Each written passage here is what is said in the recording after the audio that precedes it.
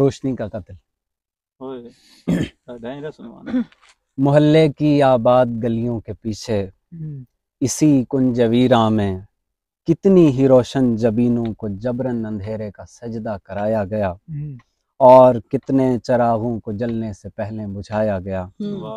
کہانی اماوس کی شب کی ہے جب سب گھروں کے کواڑوں پہ بے وقت ہی قفل پڑنے لگے تھے کہ گھٹتے تنفس میں وحشت کے سائے سے بڑھنے لگے تھے۔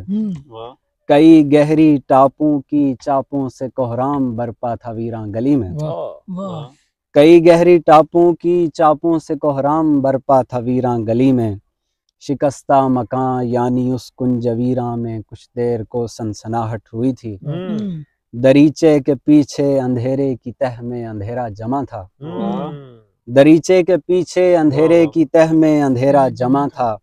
کوئی لڑکھڑاتی ہوئی روشنی بند کمرے میں پھرتی تھی، خوف اور وحشت میں لپٹی ہوئی،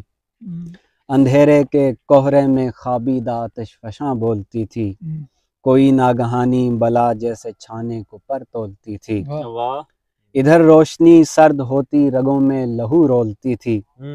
تعفن کے جالوں میں حرص و ہوس ایسا مکروہ مکڑا پرانے شکاروں کے خستہ خزانوں پہ بیٹھا ہوا تھا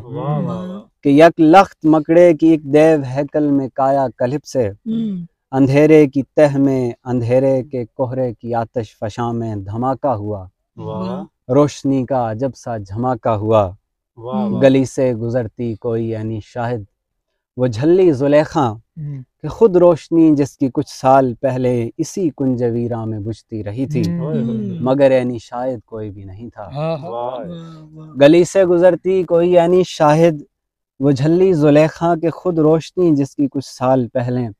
اسی کنجویراں میں بجھتی رہی تھی مگر یعنی شاید کوئی بھی نہیں تھا، یہ کہتی ہے کھڑکی پہ سرخی کے دھبے تھے،